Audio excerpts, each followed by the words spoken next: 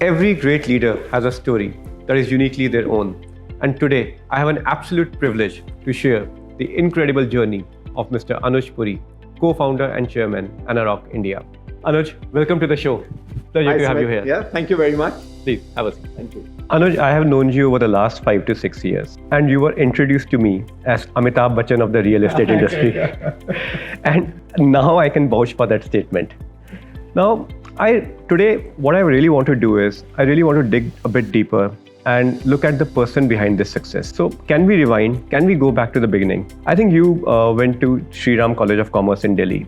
Give us a glimpse of your early days. What were the aspirations of 18-year-old Anuj? Well, thank you very much, Sumit. One, it's absolutely a delight to be here. And, if I'm Amitabh Bachchan, you are Shah Rukh Khan. Okay. I mean, what Office has been able to deliver, and you certainly in the public markets, is phenomenal. So 3 cheers to you. Thank you. The way that you and Amit have been able to really put up this company is, a lot to learn for many of us. The way that you have been able to do it. So, it's a pleasure to be here and Thank you. Really an honor to be chatting with you. I haven't really spoken much about my personal side, so it is interesting you asked that question. And that also takes me like 40 years ago, nearly when, I joined Shri College of Commerce. You used to study in school, and the aspiration at that time, Sumit, was that you want to be in Shri College of Commerce, and you thought that you would arrive in life. The rest of life is all sorted out once you get into Shri College of Commerce, and that also, if you were to come in the first list in the BCom honors, and now you reflect back on life and you feel those were so small little things. But at that time, that was like the biggest, 40 years ago. I think what I remember of Shri College days are probably 2 things that I would say is, Sumit, one, the festival that we used to have, which used to be called as Crossroads. It was like a fantastic festival. It was a 4-day event. Some 80,000 students would come up. So, that is what I remember. We used to be called a lot more nerdy, those guys in Shri College, but actually we were not in there. Second is, I remember, is ragging.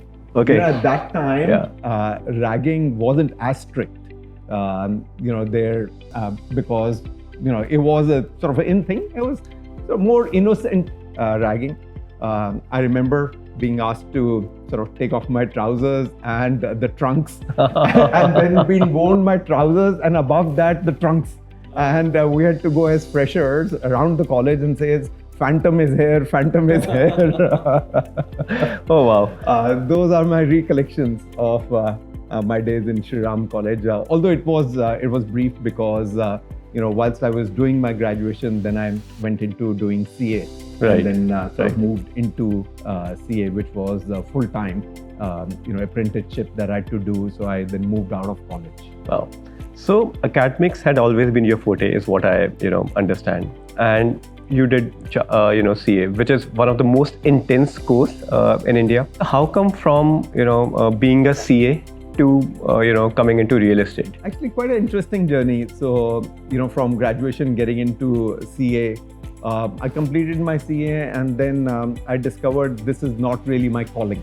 And then I thought I want to go into insurance. And that is where I felt was my calling. Then I studied insurance for 3 years. We qualified as a chartered insurer from the UK. And then after qualification, Sumit, I discovered this wasn't my calling. Okay. I was like 26, 27.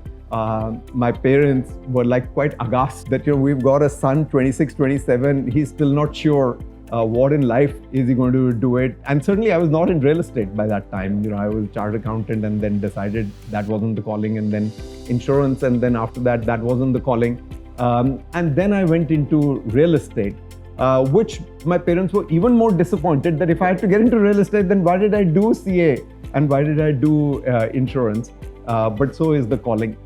Today, when you reflect back, you feel it is one of the best moves, one of the best choices in career. That it is. We both came into real estate. And when you started real estate, what was it? Was commercial side of things, residential, or warehousing or retail? At that time, Sumit, there wasn't much differentiation. It was just real estate. And this is in mid-90s. The scale of the market wasn't as large. You would do resi, you would do retail, you would do commercial. My major specialization was really in the retail part of it is, and that is where I give a lot of credit to Kishore Biani, because I learned a lot from him on the retailing part. But the market was very lackluster. It was a market, Sumit, that you would shake hands with the developer and then count 4 fingers left. Take the fifth finger. This is the mid 90s, so very investor-led market, very speculator, very fragmented, and it had stakeholders, it had players that you would sort of struggle to bring them home. So that is the kind of market what it was when we had entered real estate. Any marquee transaction or your first transaction, any transaction you remember about or you think was very memorable for you? Lots of them, Sumit. Actually every transaction is a marquee transaction, and Sumit, just like for you, every tenant is a marquee tenant. Every property that you take is a marquee property. So every transaction has an episode. Every transaction has a story. Every transaction has sort of 9 lives that it would have gone through before it got culminated. If you'd ask me, I would say is really my first transaction that I did for British Airways. It was their call center. This is, as I said, in the mid 90s. It was in Bombay, in Vikhroli. It was a disused animal fodder godown. Oh, wow. Which we converted into a call center in Vikhroli, and that's how British Airways really entered in the call center space in India. And the reason that they took Sumit at that time was that the British Airways flight had to go over Vikhroli, and this was like a tin shed, and you could paint British Airways, so all the passengers sitting in the aircraft could look down and see British Airways written on the tin shed, and that was the first transaction. That sort of launched us into the commercial real estate part of it. This sounds very cool. I think who would have the foresight to go into Vikhroli and that to animal shed and that too for a MNC like British Airways. That's right. Yeah. I give a lot of credit to them as well to be able to have that foresight. And during your journey, you would have worked with multiple, a lot of mentors, a lot of business leaders. Any business advice which kept along with you and you liked about that business advice? I think an interesting question, Sumit. I would say in different journeys of my life, there were different mentors, different people that I really looked up to. At home, certainly my dad, which I think for a lot of people of our generation, it is the dad. And he would say as Anuj, never trust a person who doesn't laugh, who doesn't like music, who doesn't enjoy his drink. And he used to have drink every night, and he loved it. And who goes from his office clothes to his night suit, and from his night suit to his office clothes. Never trust a guy like that, because that meant is that he has no friends. And I think on the work side, I used to work in the UK and had a boss there, Colin Farley, and he had told me in my initial days of working with him, Sumit, never leave a meeting room confused. That's very deep. Very deep, and I felt is that that I until date, I want to bring out a result in that meeting room, whether I've understood this correctly and whether the other person has understood what the deliverables are. In my college days, there was a mentor that I had, and he said a very good advice, and again, I've caught on to that advice is, so what he said is that, Anuj, if you don't have time today to look after your physical health, then I dare say when you're going to get into full-time working, that you'll ever be able to do it. And since that time, I've just been very particular about physical health. So, different phases of life, you have different mentors coming up. True. And Anuj, if we look at the real estate has evolved significantly. I used to stay in Hyderabad for my first job in 2004. At that point of time, Begumpet was the key micro market. So everything moved to high tech, right? And the same evolution we have seen across cities like Mumbai, Nariman Point to BKC, Connaught Place to Gurgaon in NCR, and look at the skyline of Mumbai. It's a big testament of the change. You have contributed significantly to this.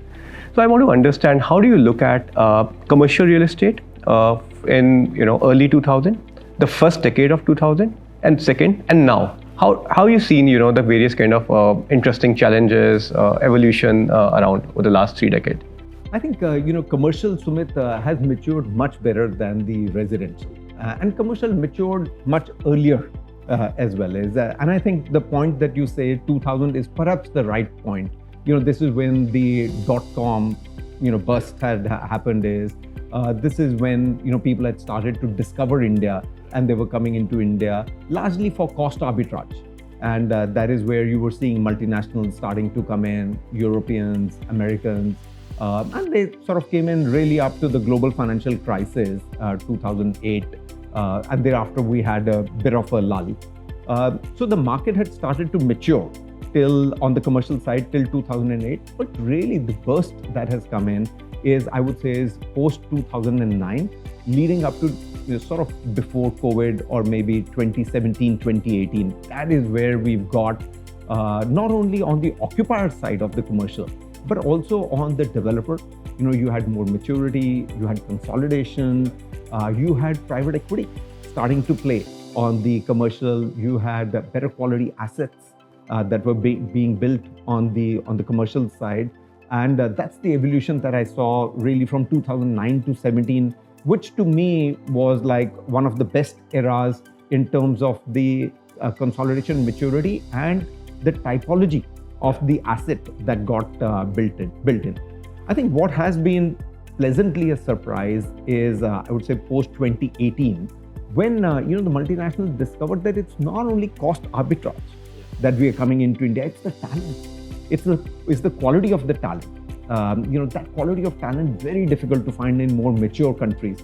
In the numbers that you want is, today, if you need 500 techies, in a month to month, you should be able to get in 500, 700, 1,000 techies in India.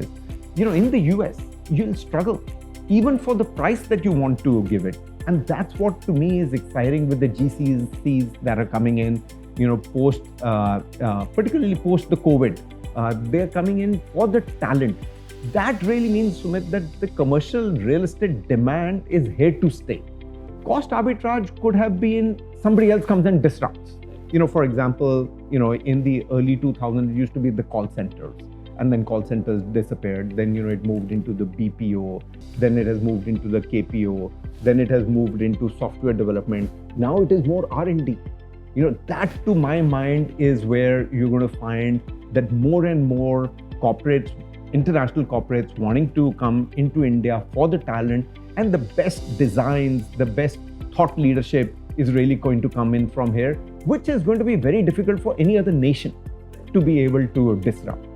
On the resi side, Sumit, we're a little bit far off as yet. I would say resi is probably 7 to 8 or 10 years behind where office maturity is. So in 24, 25, where we are, where offices were in 2014, 15, I think that is where we are in the resi evolution. But I must say is, given the way that the government has brought in the regulations, given the way the consumerism that has come in, is I do feel is that it'll catch up pretty fast. Yeah.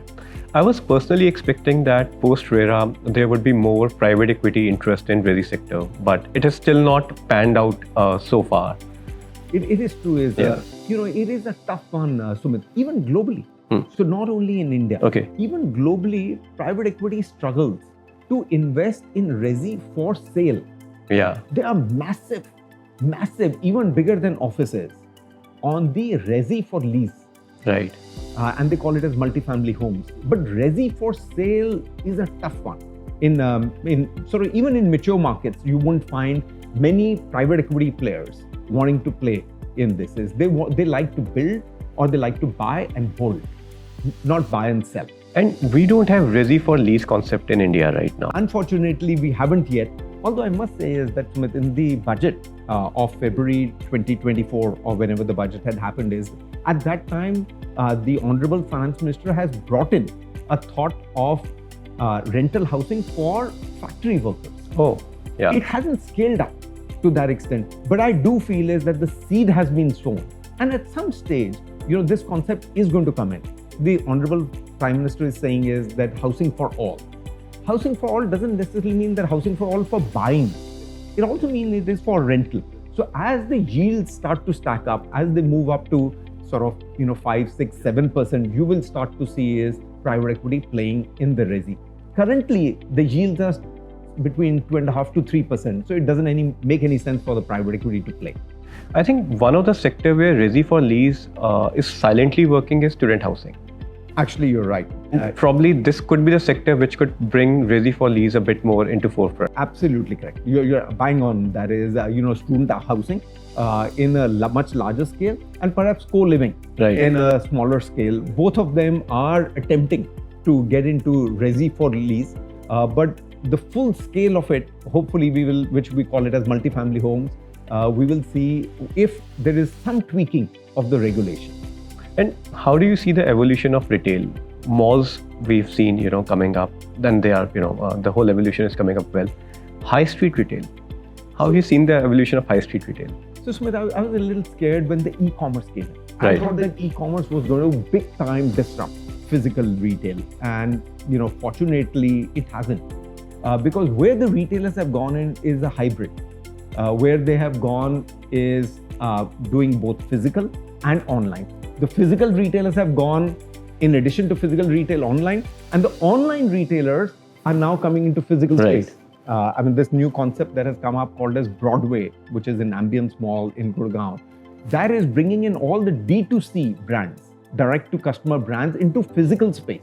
And what a phenomenal concept that has happened, because all these online guys are saying, we need physical. We need Sumit to see us physically. And the physical guys are saying is, we need Sumit to see us online as well. So it's a hybrid. In that process, what we are finding is that both the high street and grade A malls are doing very well. High street, certainly, far superior today, far better than where the malls are stacked. But malls, if you were to peel the onion, Sumit, grade A mall, less than 5% vacancy across India. Because it is grade A, B and C put together, it comes to about 15% vacancy. But that large vacancy, about 30-35%, is actually in grade C malls. If you were to dissect it and only take grade A mall, less than 5% vacancy.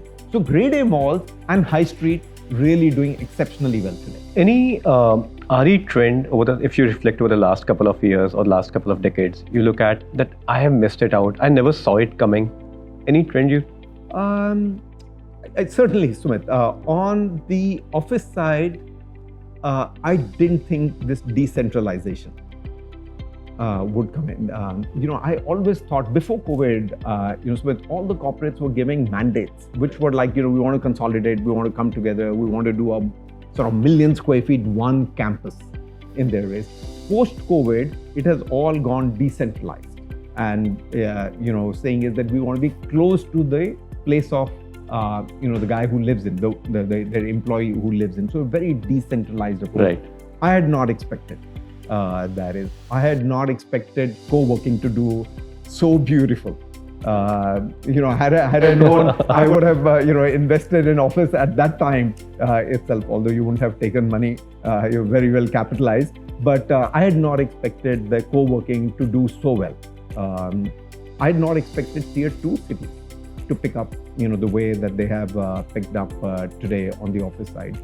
On the resi side, I think two trends. One, I had not expected luxury. Oh, it's crazy. At this point in time, we were to look at it. Apartments valued at $1, $2, $3, $4 million, selling like hot potatoes at this point in time and a lot of that money is where people have been able to make that money on the stock market, whether through the listing or just on sort of speculation in the stock market. And that money is coming into the real estate on the luxury space.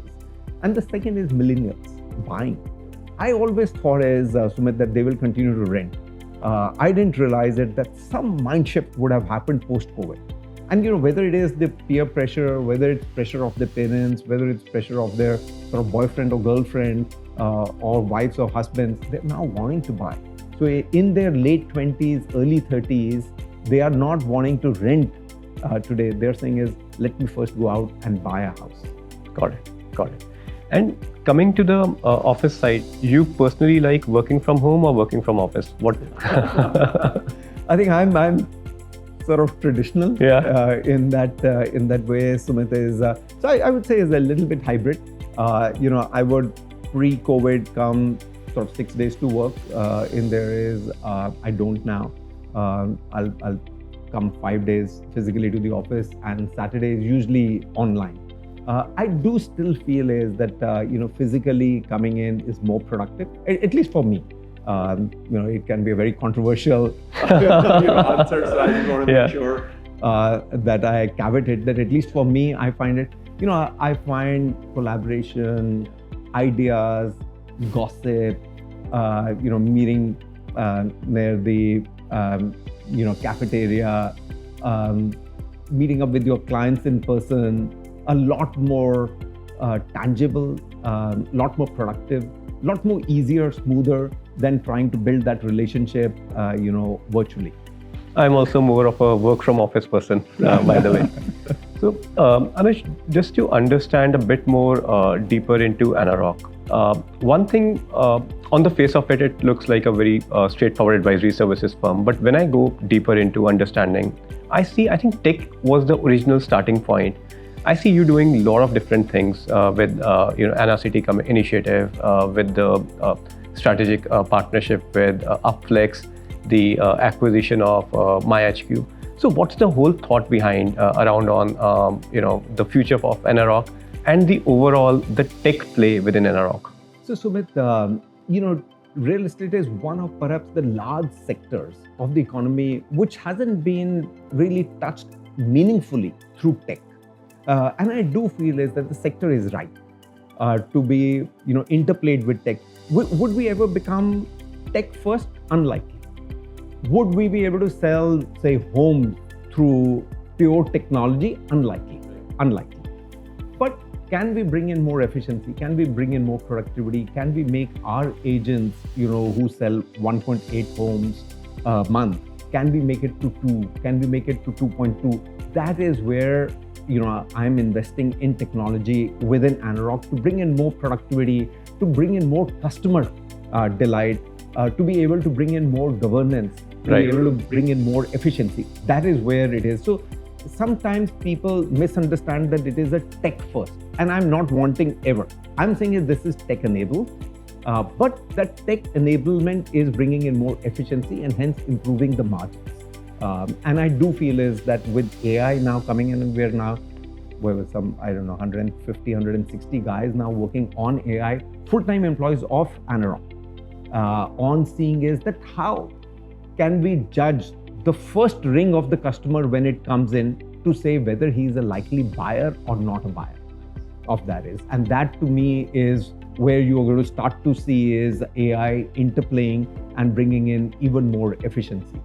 And through that, we have continued to invest in, the companies that you said is Anacity. It's scaled up beautifully now. We're out in the market to do a fundraise, which will also show us, what we've been able to create.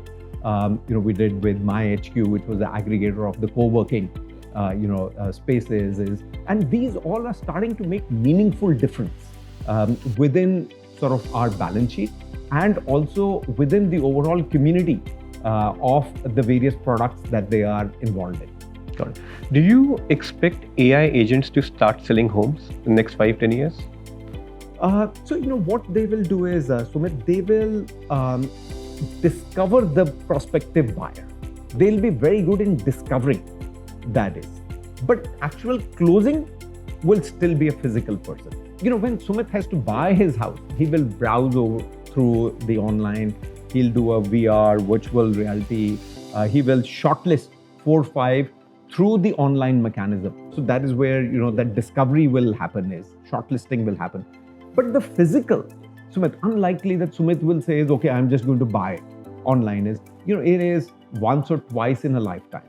that one is going to buy their home is, that much time they're going to be able to find out to say is, I do want to invest, and being able to go out and see the house that I'm going to buy. The family is will want to come in, and they would want to have the joy of selecting, their house physically. So I dare say that you're going to see, it may happen. I'm not saying is that it'll be zero, but it'll be a very small percentage that you will see is ultimately wanting to buy online. Largely, it'll still remain a very offline, yet discovery is what is going to be largely online. I think, Anuj, no podcast is complete without a rapid fire round. Oh my God, you're going to put me on the spot. To think on your feet, okay. And let us get started. So my first question to you is, if you had to bet on one emerging real estate brand in India, which one would that be? It'll be wrong for me to say anything other than Anarock. So I would say Anarock, I would say Office.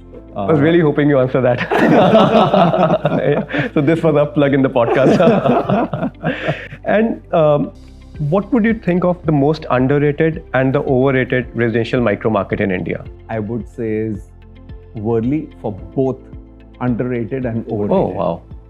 And the reason that I say is, it is a fantastic, location. The way hospitality, retail, residential offices have come up in that micro market, and the way the connectivity with the Worli sea link, either going to Nariman Point or going to Bandra, has come up. Overrated because the prices are on a per square foot for the residential are in excess of 100,000 rupees in their race. Yet underrated that I do feel is that it is still has the ability to go beyond that number. So I would say is my pick would be Worli. Perfect. And most undervalued and overvalued commercial real estate in India?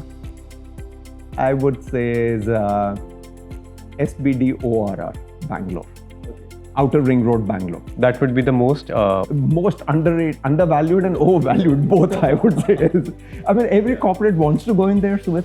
Yeah. And you look at majority of the developers in Bangalore, they have beautiful, campuses there, beautiful IT parks in there. Yet, it is such a traffic jam in that area. So that's why, sort of undervalued, underrated, and overvalued, overrated. Perfect. At 30, would you prefer renting a home or buying a home? I think it's today, post-COVID, buying a home. I think pre-COVID, it was more like romance at 30. Romance at 30 means you lease. Buying a home means you are getting married in there. So I would say post-COVID, Sumit, I have seen is majority of the people post-30 are wanting to buy. Pre-COVID, it used to be rental. Right. And at 30, would you prefer a 70-hour work week or a work-life balance? Oh my God, this is a hugely controversial question. I know that there will be a lot of people who will say, why do you say that? But I would say still 70-hour. 70-hour work week. I think, Sumit, if you have to create something, and India is at that position today, it has huge opportunities. What we are seeing today is like phenomenal. It looks like even 70 hours is less. If you really want to build something on that, obviously, there has to be work-life balance. You have to make sure you're investing with the family, you're investing in your health, you're having some good time with the friends. But equally, I would say is the opportunity is phenomenal. Certainly for this generation who's in the work group today, for them to be able to really make something out of themselves, given the opportunity, I would say is, I would certainly prefer working 70 hours a week. Right. And is there any superstition you follow before making any big business decision? Superstition. I think I've one superstition, Sumit, is that if it's an important meeting, if it's a meeting that requires a decision, and I'm entering that meeting room, I try and enter with my right foot first. So that is a superstition that I carry, is that I found is more often than not, those decisions then go right. That's interesting. And which current startup business model you wish you would have started? I would say Office again. But I would also say is Zero Dha. a fantastic bot, Nikhil Kamath, has been able to do it. Nobody discovered it. I mean, it had been going on. That business has been on for generations, for decades.